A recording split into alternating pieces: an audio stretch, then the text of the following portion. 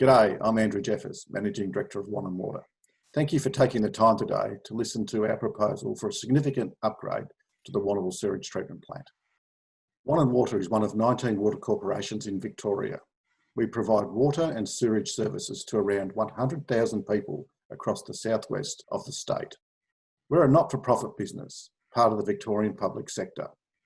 The revenue to maintain and upgrade the assets we use to provide our services is provided by our customers. We're here for the long term, and we're committed to providing great outcomes for our current and future customers, our region, and the environment. The existing Warrnambool sewage treatment plant was commissioned in 1996, and it's located on coastland just west of Warrnambool's Thunder Point, close to the golf club. The plant provides essential services to residential properties across Koroit, Warrnambool and Allensford, as well as many of the local businesses and agencies that drive the economy of our region. This includes public health, education, commercial and retail, all of whom rely on our ability to treat their waste to ensure our region can flourish. The plant also receives and treats trade waste from our major local industries.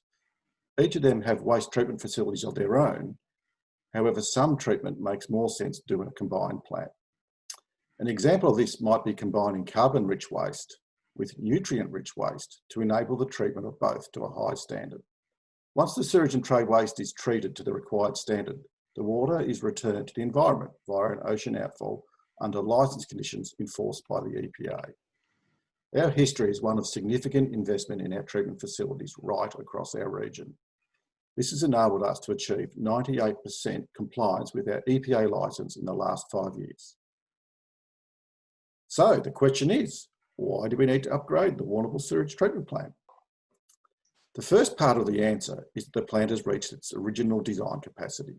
That means it's getting harder to maintain the high standards of treatment that's required.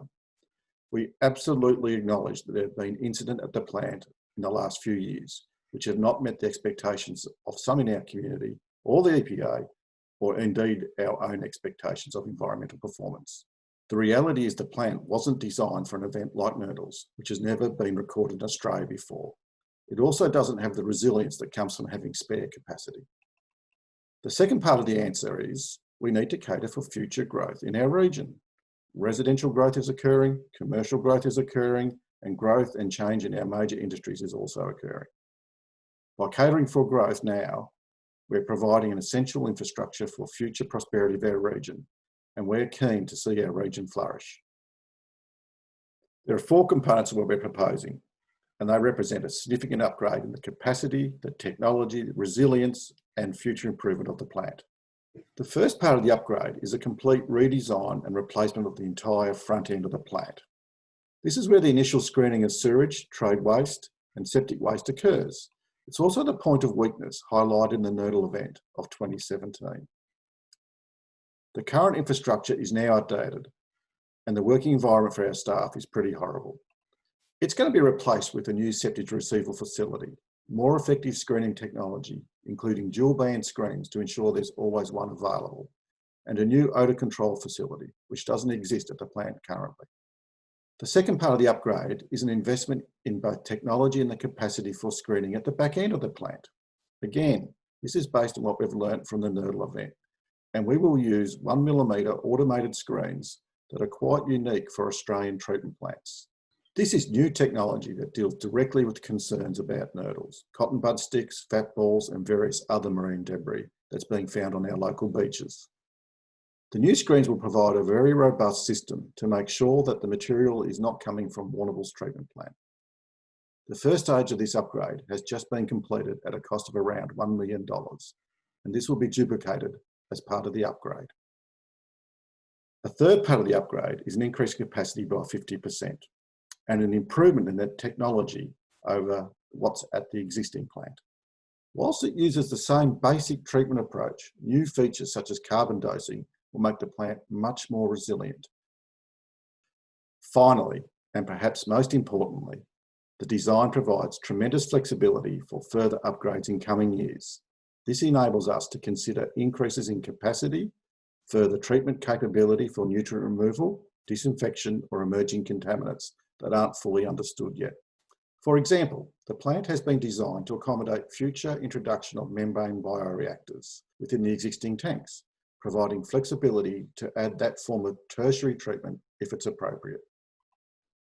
What we do know is it's important that all customers have a say on those future upgrade options. That's why we're going to engage with all our customers in the lead up to our 2023-28 pricing submission to understand exactly what they would like us to do. So let me turn my attention to how we came up with the proposed upgrade.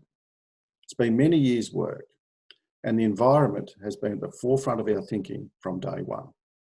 Early on in the process, we considered a broad range of technology options, including partial or total reuse of the treated water.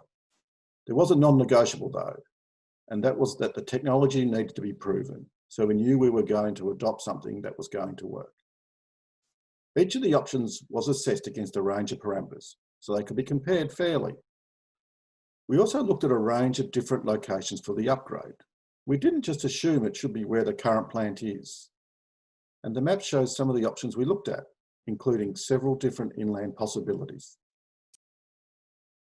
This is a complex project, and we sought input from a range of different stakeholders, including customers, community, and technical experts.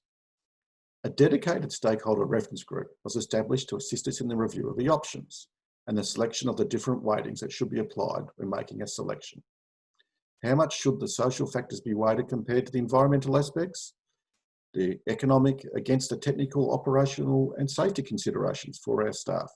We're very thankful to the stakeholder reference group and the many other voices we heard from the community during that time for their input into the design process. To make the final selection, we undertook a multi-criteria analysis using the weightings put forward by the stakeholder reference group to balance all the factors being considered. And this was finally considered by the Board of Warrnambool. The board also took account of the many other community engagement insights we have developed through our normal business operations. All that ended up supporting the design that's now included in the EPA works approval. Some people will ask, how is the plant funded? And while it's been funded by all our customers, it is based on user pays principles. So each customer segment will pay according to how much of the plant that they actually utilise.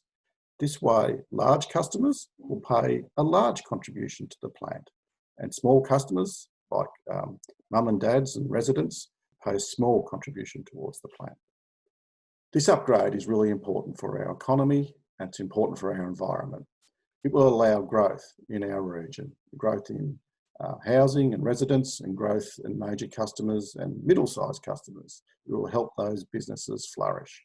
It's also important that we look after the environment, and this project has been designed in a way to ensure that we will maintain and meet EPA licence standards into the future. It's also providing a really solid foundation for the future, a future where, with input from the community, we can consider further upgrades to quality to improve environmental outcomes. I'd like to thank you for taking the time to learn more about this major upgrade. Cheers.